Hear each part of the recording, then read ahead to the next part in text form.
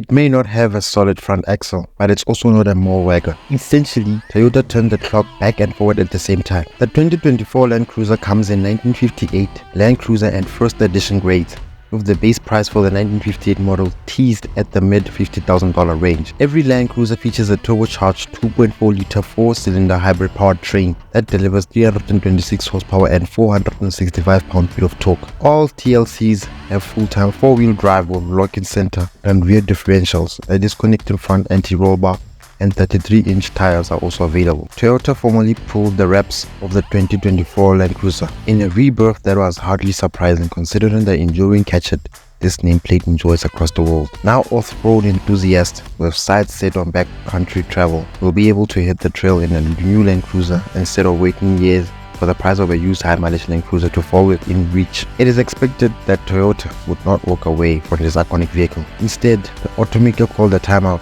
and used it to engineer a clean break from the Land Cruiser's increasingly expensive and bloated mall cruiser trajectory. The desirable off-roader has stayed faithful to the original concept, but Toyota made a determined effort to return this off-road SUV to a more mainstream price point. Toyota hinted the starting price will be in the mid $50,000 range. Compare that to the $87,000 range, the minimum cost of the entry that was 2021 Land Cruiser, and you can see why Toyota expects sales to increase significantly over the paltry 3,000 to 4,000 units per year they typically moved over the past decade. They are not saying how much the sales will increase. We find it telling that they plan to sell all 5,000 examples of the first edition, a number they haven't hit in an entire year since 2004. Within the first 3 months after those are built, production will shift to a less expensive base Land Cruiser 1958 and the simply named Land Cruiser variant. To bring the price down, the new cruiser rides on a version of Toyota's new global TNGA-F truck platform, a modular workhorse that underpins the Tundras, Sequoia, and even the new Tacoma. It's the foundation for the World Market 300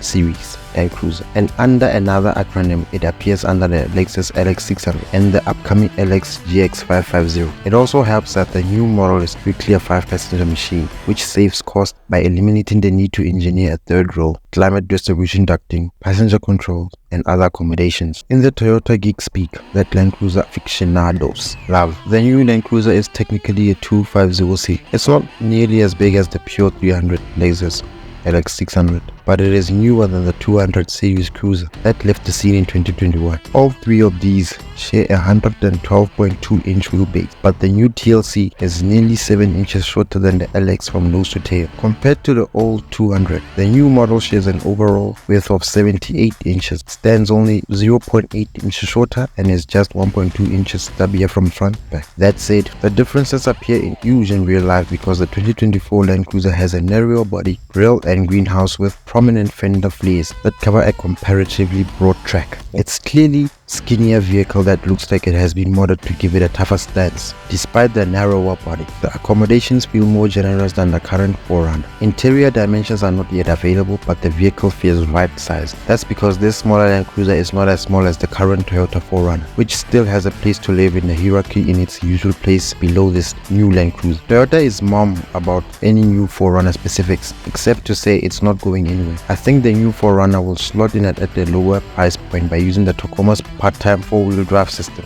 and its based mid-level engine offerings. A high-performance TRD Pro will probably continue, as that would distinguish it from more overland-focused use. All 2024 Land Cruisers will be powered by the same 2.4-liter turbocharged 4-cylinder hybrid iForce Max powertrain and 8-speed transmission that will power the high end of the Tacoma model range, most notably the TRD Pro. This powertrain's output of 326 horsepower combined represents a dip below the old 5.7-liter V8's 381 ponies, but its mighty combined torque of 465 pound-feet of torque betters the old model's 401 pound-feet of torque where it counts off-road, especially since the iForce generates peak torque at just 1,700 RPMs instead of 3,600 revs. An integrated tow hitch is standard, but this smaller and less powerful Land Cruiser's tow rating does drop from the prior model's 8,100 pounds to a still respectable 6,000 pounds. Toyota won't release fuel economy estimate until later this year, but we expect huge increases over 2021's appalling 14 miles per gallon combined. The reformulated hybrid cruiser should also handily outlast the larger LS 600 19 miles per gallon combined. The use of this engine is a big reason why the Land Cruiser is strictly a 5-passenger machine. The hybrid system's 1.8 kilowatt nickel mid-high drive sits atop the axle wheel where a third row would go, and it even creates a load floor that's a bit higher than we like to see. Still, the cargo area is volume. We appreciate how the hybrid system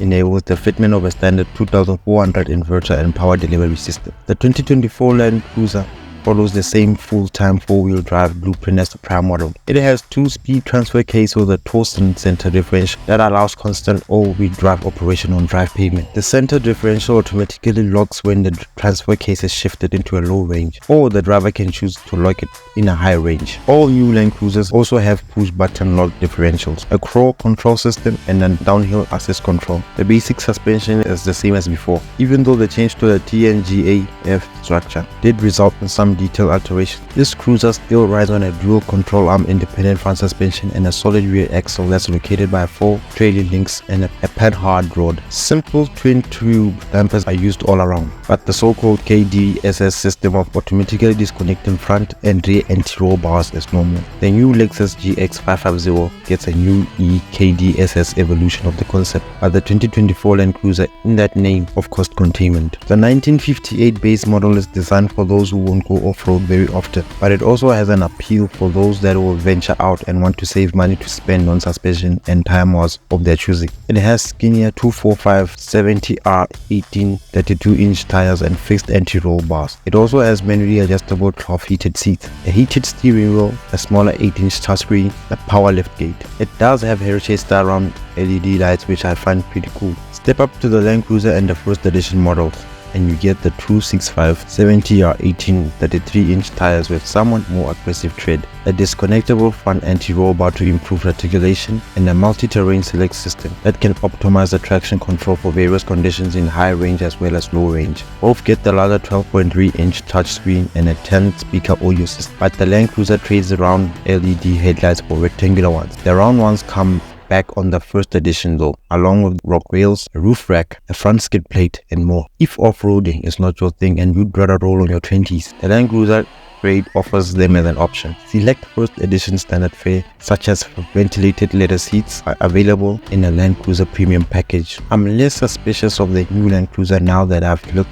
beyond the basic specs and examined it in route. The downsizing isn't as radical in a mechanical sense as I feared, and sometimes certain dimensions aren't that far off from the 200 series. The fact that the body is narrower and more tightly drawn may well be a positive off-road, and the fact that it's a 5-seater is no more bad thing. The straightforward look of the suspension is sure to fire up imagination of aftermarket tunes, so a plethora of third-party accessories is sure to come online in short order. The biggest unknown is the drivability of the 2.4-liter turbocharged 4-cylinder iForce Max hybrid powertrain. The numbers are good, and the idea of having an electric motor adding smooth torque at a low RPM sounds like it has potential, but it's still theoretical until I get behind the wheel. The same is true of the relative merits of the front anti-roll bar disconnect versus the outgoing KDSS system. Like a lot of elements on the new Land Cruiser, a return to a simpler and less costly approach has a lot of appeal. It has certainly brought the price back down to earth, and that's no bad thing. And who can argue with a Land Cruiser that's bound to get a decent fuel economy? As for the inevitable outrage of the purists, no more than 4,000 of them get laid their money on the table each year over the last decade or so. How much collective upset can there be? It's pretty clear that the demand for a bloated and expensive Land Cruiser barely existed. This new direction is bound to get more of them in the hands of those that always wanted one, and I'm looking forward to seeing brand new examples out on the trail.